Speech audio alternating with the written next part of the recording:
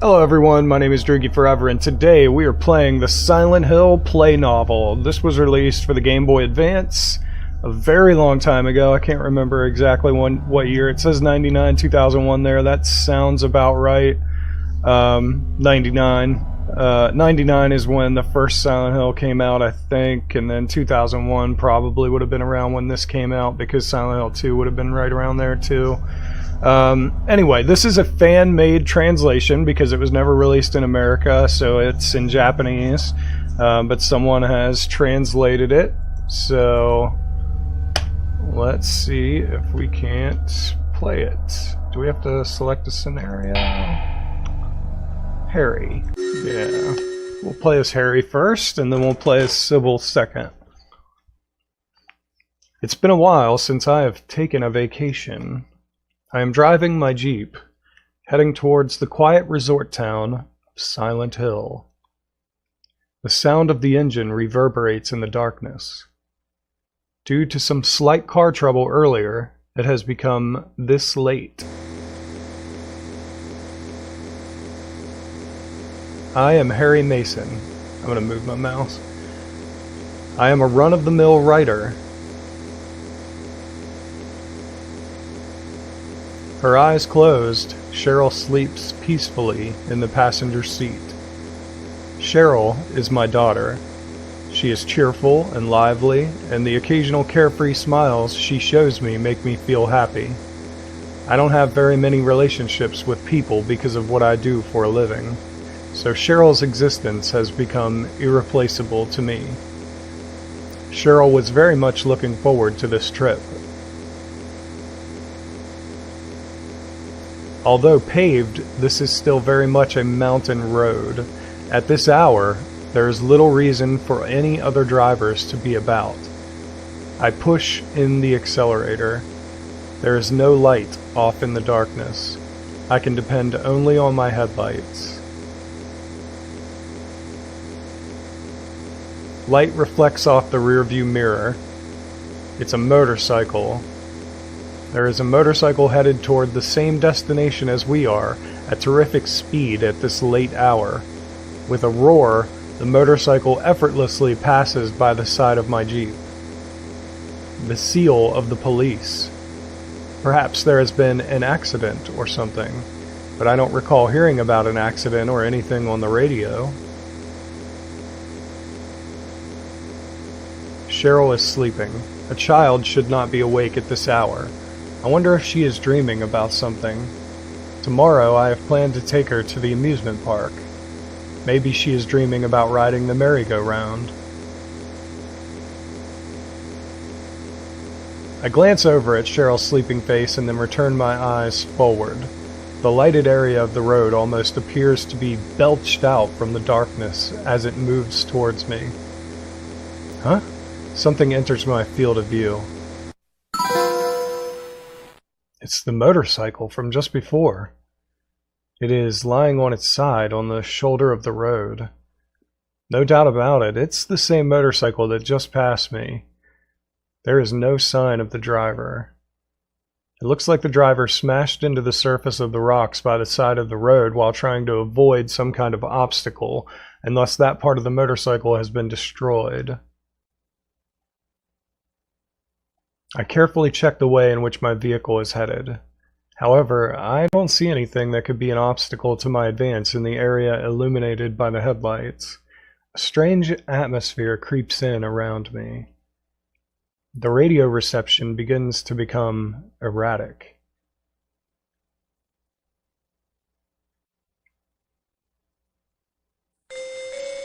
Perhaps I should turn back. But my foot persistently pushes down the accelerator with no intention of letting off. You can no longer turn back now. Something murmurs within me. Please increase your speed some more. Someone murmurs within me. Cheryl's eyes are closed. She is dreaming. I know that I should be awake. But what is this uneasy feeling? I feel as if my body is not totally my own. It's like some strange being that is not me, is controlling me, like I am floating. My eyelids are heavy. As the steering wheel leaves my hand, it creates the illusion of setting the course on its own. Freezing cold. Uneasiness. Almost like being ready to fall asleep, I am just barely conscious, and now at my limit to maintain even that.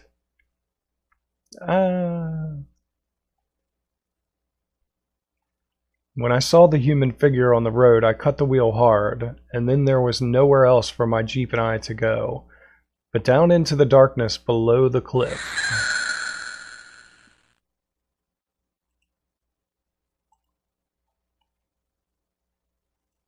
The silence pierces my ears. As the wind blew, it was accompanied by piercing cold. Where am I? I can feel light faintly passing through my eyelids. I don't seem to be hurt. That much is clear to me because I don't feel any pain in my body. No, perhaps I've suffered an injury that doesn't cause any pain. I slowly try opening my heavy eyelids.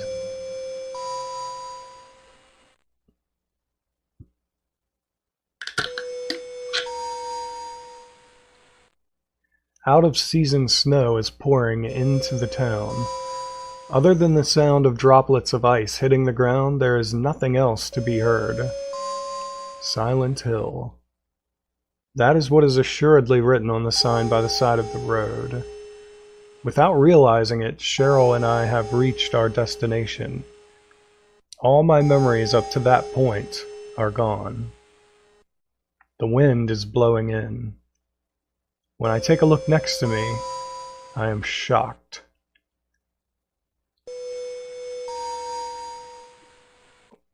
The passenger door has been left open. Cheryl is nowhere to be seen. Silent Hill. This town, which should just be a resort area, appears to have become just like a ghost town for some reason. Or maybe it was waiting for us to arrive, or perhaps the town just nestled up to us. So now, I am alone. Cheryl isn't here. While I was sleeping, no, while I was knocked out, Cheryl opened the passenger door and stepped out, alone, into this tourist spot that is ruled by an unsettling silence. And then she left me to head somewhere. I just realized you can see the bottom of my mouse. Let me move that. There we go. I tightly closed my jacket around my neck and set off on foot in search of Cheryl. Yeah, it looks like you closed your jacket around your neck. I wonder what in the world happened here. Nothing makes any sense. The silence, the out-of-season snow, and strangest of all, the entire town is wrapped in a thick fog. Oh, we get to pick now.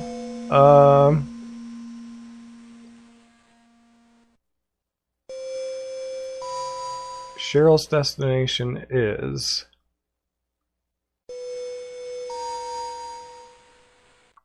I begin to run. Only the sounds of my footsteps echo in the surroundings. Just where in the world has Cheryl gone? Did someone lead her away? Various concerns run through my mind.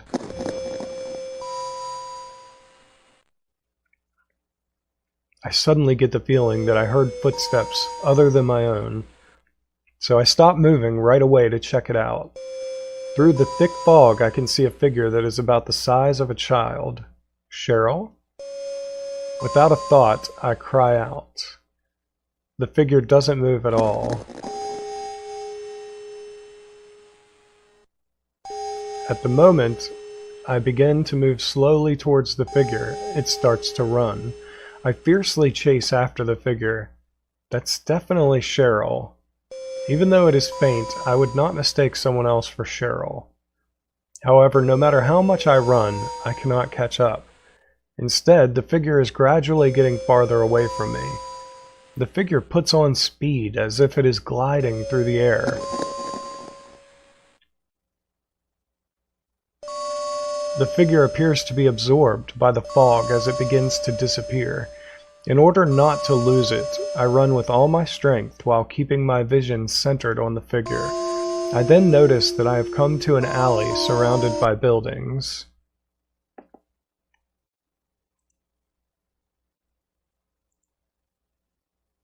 I don't know how, but it is like a cover was placed over the sky, which had provided light until now, and the area has become engulfed in darkness.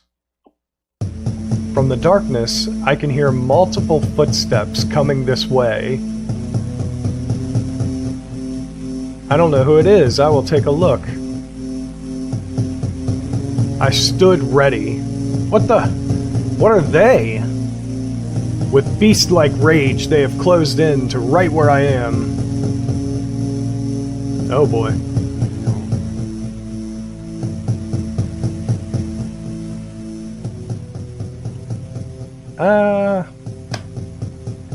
And then my vitality is sucked away by these strangely shaped monsters until I finally lose consciousness. We got Harry killed, everyone.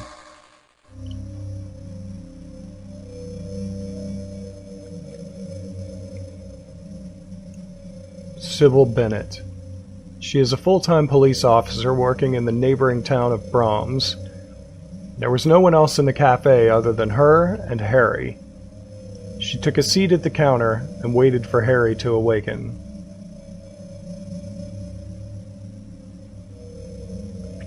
I suddenly awoke. Where is this place? Why am I here? Was I brought here by someone? There is no boundary between dream and reality, just confusion. As I lay on the bench seat in the cafe, my eyes slowly begin to focus. The woman sitting at the counter stands and folds her arms. She walks over and looks down at me. She is wearing a police uniform. The woman smiles a little bit as she appears to be relieved that I have regained consciousness. Looks like you've come around. Who are you? I tried talking to the unfamiliar woman. I'm Sybil. Sybil Bennett. I'm here because all communication with this town suddenly went dead, and so I came to investigate. I'm Harry Mason. I brought my daughter to this town for some sightseeing, but on the way there was an accident and I lost consciousness. Oh yeah, Sybil, you haven't seen a little girl in this town, have you? A little girl? No, I haven't seen her. When I came to after the accident, my daughter was nowhere to be seen. The passenger door was open and she was gone. Cheryl, sorry, my daughter's name is Cheryl. She is a timid person, so it's hard to imagine that she headed out into this weird town alone.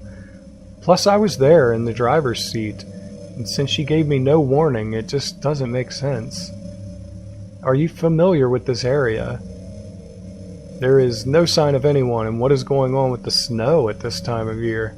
Just what in the world has happened in this town? I said all of this while breathing deeply.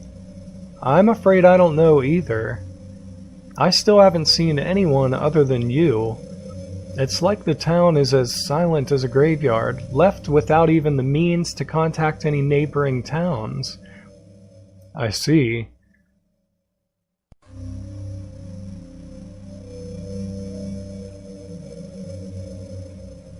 You also had an accident, right? I thought it was a good idea to head to the police station in this town alone on my motorcycle, but I guess I was going a little too fast. A girl suddenly jumped out into the road. I'm pretty sure it was a girl. I almost hit her. I cut the handlebars hard in order to avoid her. After that, I can barely remember anything. When I came to, I was lying in the street in front of this cafe. So naturally, I came in here to get out of the snow, and then I found you sleeping there. I was having some kind of a terrible dream. As for if I made it here on my own, I don't remember at all. Just what in the world has happened in this town? What is going on with everything? Well, the situation is definitely strange. I will head back to Brahms for reinforcements and then return here. How about you? Sybil stood and fixed her collar with resolute fortitude. I've got to look for Cheryl. There's no way I can just leave her here alone.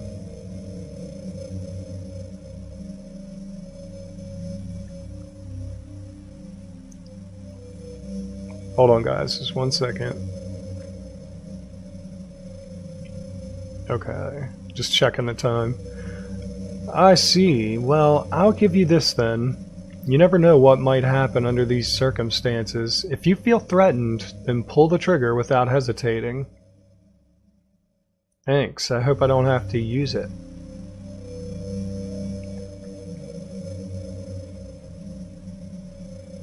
Having never handled a handgun before, I am surprised by how heavy it is.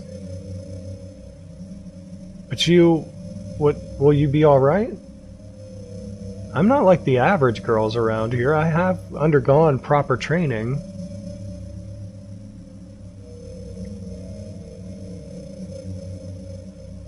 Sybil placed her hand on the exit door, but then she turns and faces me again. Harry, don't go shooting me by mistake or anything.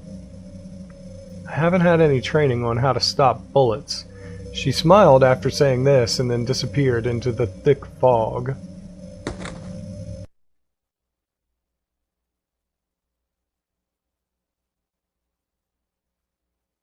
After being left alone in the cafe, I glanced at the handgun Sybil gave me for a little while, and then I thought about Cheryl, who had disappeared in this town.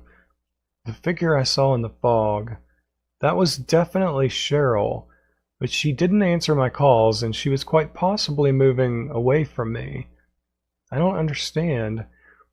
I'm getting a bit mixed up. Still, the one thing I know for sure is that Cheryl has vanished in this town.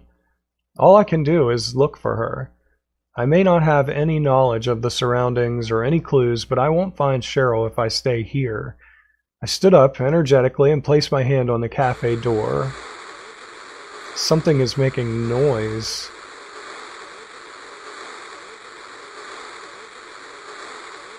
It's somewhere outside the cafe. Oh, wait. Nope, it's inside. I open the door and hurry out into the street. The snow still continues to fall. I breathe in the cold outside air and it feels like waking up. The noise I just heard until now had stopped. Is the wind drowning it out? My question was soon answered. Through the glass I can see that a radio has been placed on top of a table inside the cafe. Is it that? I immediately went back inside the cafe. Yeah, I forgot the radio was in the cafe. I thought we already had it. The noise has stopped. Thinking that it may come in handy for something, I slide the portable radio into my pocket, and once again walk toward the cafe's exit. After leaving the cafe, I decided to first head toward that alley from before. Black figures fly about in the heavens as if searching for prey. I then come to realize a constant. The static on the radio changes based on their movements. The closer the monsters come to me, the louder the static gets.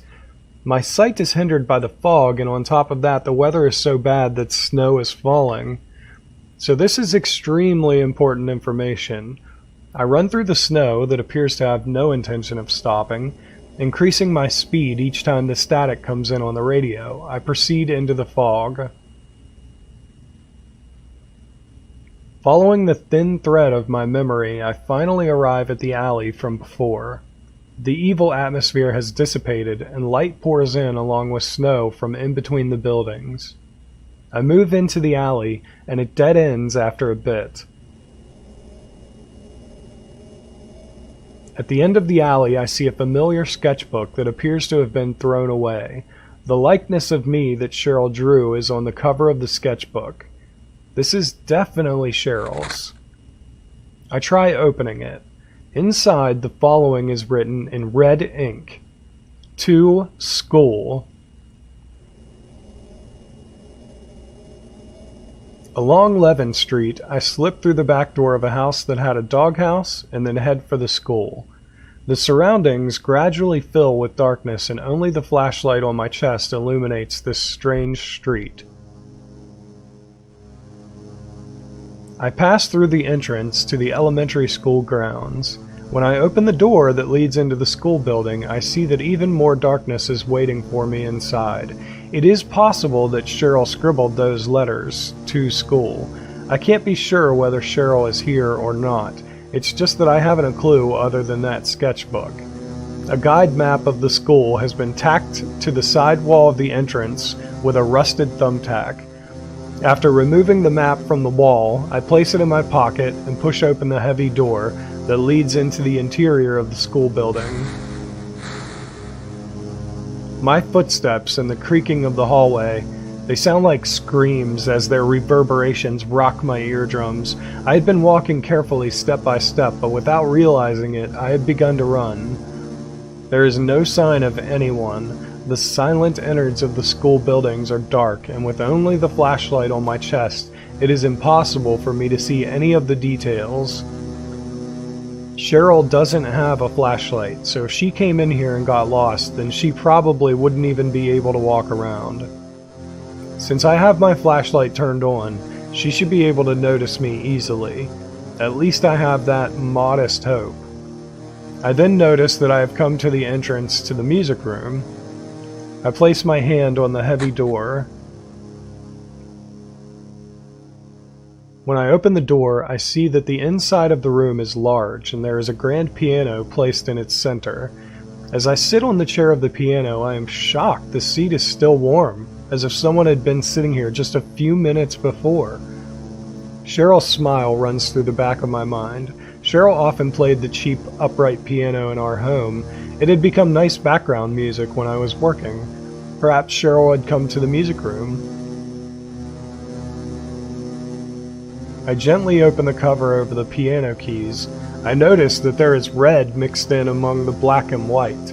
I try touching the liquid. It has a lukewarm feel. It is still holding heat. It is definitely blood. My heart pounds in my chest like an alarm bell. The large amount of blood spilled on the keys. If this is Cheryl's blood, then she may no longer be alive. I wipe the stain off my hands onto my jeans, stand, and leave the music room. At the same time, I close the door. I thought I heard someone scream. Maybe it was just my imagination. I walk down the hallway. The sleety mixture of snow pounds hard against the windows facing the courtyard. I take a look through a window down at the dark courtyard. The not-so-large courtyard is dotted with areas in which withered plants are growing. In addition to that, an old clock tower is faintly visible. From here, I cannot determine what time the clock is pointing to. Wait. Something appears to be wriggling about in the darkness. An animal? No, it's dark and I can't see so well, but it is slowly moving on two legs. It appears to be searching for prey. At that moment, the radio I had clipped to my chest suddenly began making noise. As I return my sight to the hallway, a sharp pain runs through my thigh. When I look down, I see that the tips of those long claws are piercing my thigh. Those oddly shaped monsters, they are posed like they want to hug me and have gathered around my waist. They are about to bite me. I instantly push the monster away with my hands. With my right hand, I push on its head part with force and knock it away. It then totters and falls down on its face. That was when I noticed that I had been completely surrounded by those monsters. I ready the gun. I fix my aim on their heads and pull the trigger with my trembling index finger. I continue to shoot as each one of them appears. The smoke from the gunpowder began to fill the air around me, so I placed one hand over my mouth.